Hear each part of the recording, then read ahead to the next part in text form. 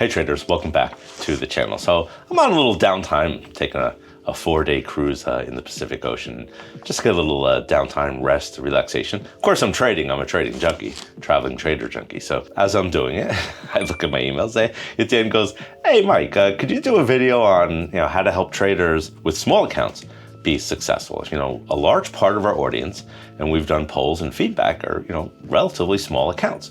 All right, we've all started small. All right, I didn't start trading off a cruise ship. I mean, it started very small, and they're very unique things and actually very important steps that you have to take to be successful and also not blow your account when your account is small. Really, really important. How do you get successful from trading a small account? All right, so I'm having a little fun with Etienne here, but it's a serious issue, and how you do it, and really it's going to set the framework for the journey in your career. I mean, let's face it, when you first start out and you have the dream and the vision, well, you may have all that, and that's great, and the passion, but you may not have the account size to sort of back that up. It's very normal. I mean, I did a video a few months back when I showed where I actually borrowed off my credit cards to start my funding. Don't recommend that to anyone. And what I didn't tell you in that video is, I think later on, about 4 or 5 years, I was doing okay, but I had a setback, and I actually borrowed from my life insurance to do it. So I'm a total trader junkie at heart, and it paid off, but please, really don't do that. If you have a small account, here are some of the things I want you to think about. And, I thought just the question itself, how do you grow a small account? I think the mindset, and maybe it's just the wording, the mindset is flawed. All right. This is what I want you to do when you start with a small account and start to grow it. All right. I think the word growth, or at least as far as hinting P&L, really shouldn't be the priority at this point. I think it's the cart before the horse, and when people start putting the P&L first, or even monitoring it every day, how did I do, or determine whether a good day or a bad day, whether my P&L was green. I mean, totally flawed. These are the steps that I want you to take if you have a small account and you have a dream. You have a big dream. I'm all for it. This is what I'm going to do to make sure you have that dream and it stays with you for a long time, even including the bumpy road ahead. And we understand it's a really important time in your journey. And we understand that funding is, the ticket to the show here. So it doesn't always have to be your funding. You can go outside, such as in the prop firm route, like many traders do. In fact, we have a whole program based on it. Click on the link below, send you a list of all the things that we do in that program. Maybe it's something of interest to you, or maybe it's something down the road that you want to look at. All right, so the step-by-step process. Let's start with step 1. We're going to measure your journey as a journey. We're not going to micromanage it based on P&L on a daily basis. So if your P&L was green, that means you're doing good. And if it was red, hell's breaking loose. You're going to have plenty of setbacks. And this game is about 2 steps up and 1 step back. So we're going to measure your journey as a journey.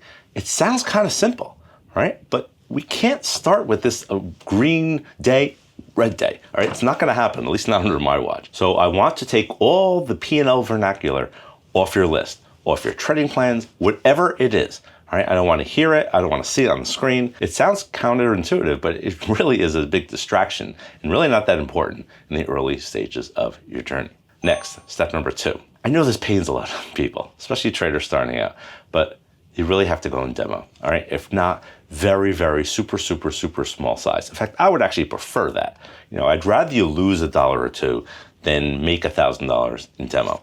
But really, in any type of field that we're specializing in, whether it's trading, medicine, being a doctor, surgeon, whatever the case may be, you go through these sort of simulations like an airline pilot would.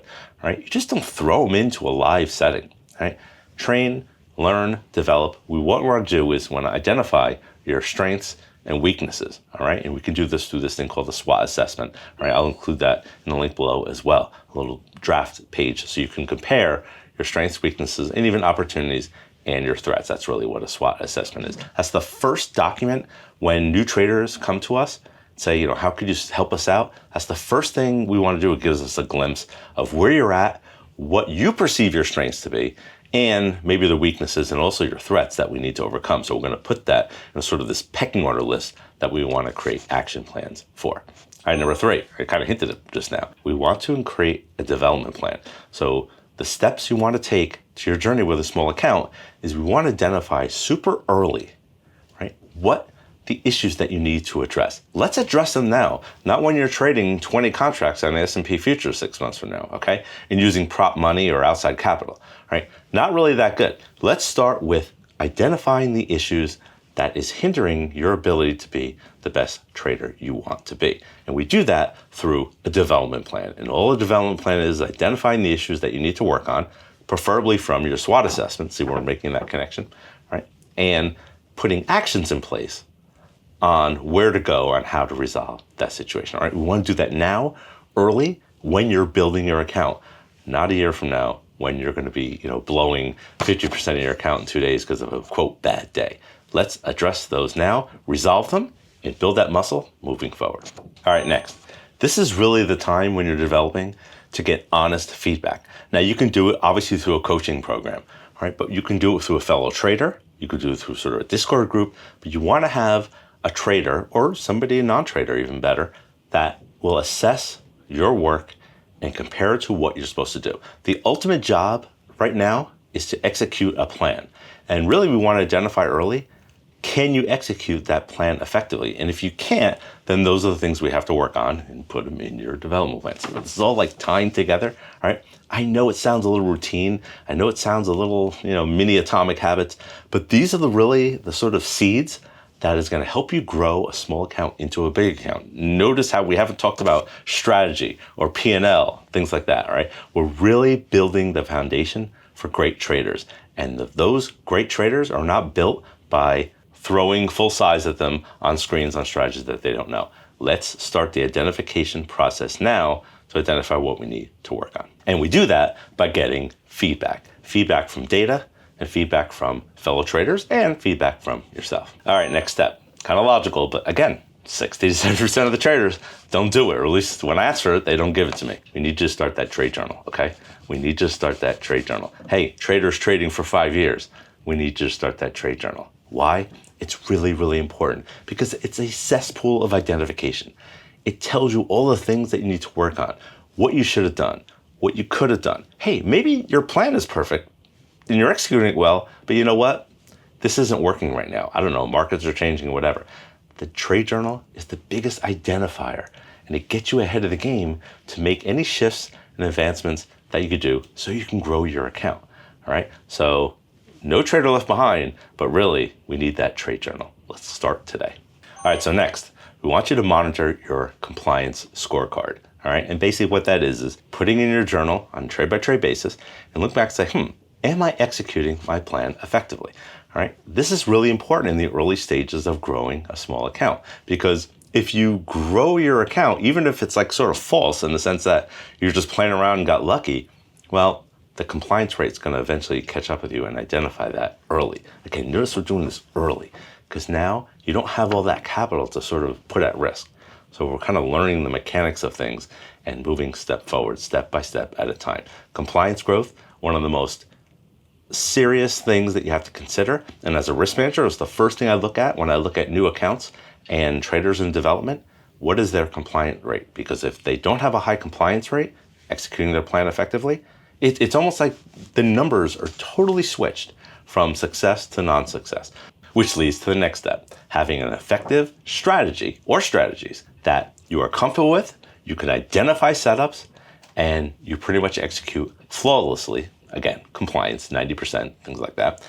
Execute them, and they have a positive outcome, a positive profit factor over a series of trades. Now, that's a mouthful. I get it, all right? But what we want to do is we want to make sure you have a strategy that provides edge, or you can execute it that provides that edge, all right? It's not easy. And during this discovery period of the trading plan, development plan, SWOT assessments, we're sort of building those strategies. Which ones are going to resonate with you?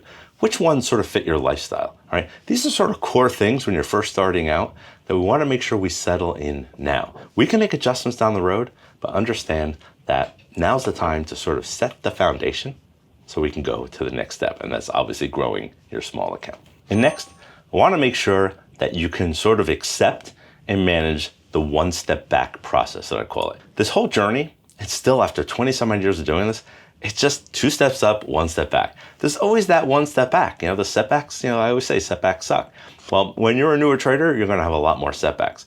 So it's going to be this 2 steps up, 1 step back, maybe even 1 step up, 1 step back, all right? So understand that we want to make sure how you handle yourself in those situations. The statistics, at least from, my community and the group of Desire Trade and elsewhere I've been managing, is I realized that a lot of the traders just give up because they go through a setback, that step back, and then they realize, oh, this sucks or whatever, or, I can't trade, and they just either give up and they go into this sort of graveyard of disappointment. Potential traders that just didn't have the sort of discipline to get through that. And lastly, I'll give you a quantitative answer. Don't do this alone. All right, and I say quantitative because the statistics show that it doesn't work very well. The outcome isn't very high if you just go it all alone. Now we understand you can get a coach. You have a coaching program. By all means, we'd love to have you as part of the journey. But think about if you don't want to go that route right away. Maybe you get a fellow trader, right? Join a community. But they have to be people who are really going to be accountable for you, understand and be bold and say, hey, you're making this mistake, or we need to fix this, and monitor and manage that process, right? When we ask for have trading partners, we love it. We think it's a great idea, particularly accountability specialists, all right? But I've noticed when it comes to trading partner, there isn't a lot of that sort of motivation or really data-driven decision-making process where I think professional is really the best way to go. Obviously, that's up to you. But we know quantitatively the math certainly favors those who don't do it alone. Okay, so those traders with small accounts, don't be discouraged. I know it's difficult, all right? You understand the risk management level changes. When you have a really big account, you could lose, 3 or 4 grand, and it's not really the end of the world. But you have a small account and you lose $100, and it hurts. I know that feeling in the stomach. Do you ever get that? You just, those weekends suck when you have that thing in the middle of your stomach. I know, I've been there. So I hope you got some good tips for small account growth.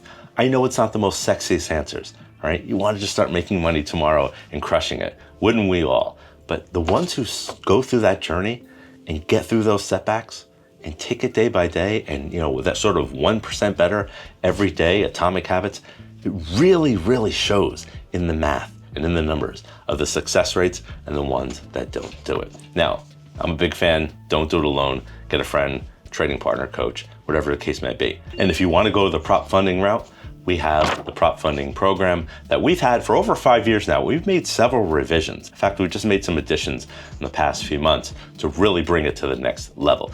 It'll help you not just understand what it takes to succeed in getting funded, but really keeping it there. I get too many questions of people asking me, Mike, I got funded, no problem, but I just can't keep the funding, right? This will go end to end, start you on your journey, and it's really designed for small accounts. Click on the link below, get more information about that. All right? I hope you enjoyed this. Hope you got some valuable tips. Understand that it is a process and it is a journey, but have patience and you'll get there. We all have. All right? Thanks again. We'll see you next time.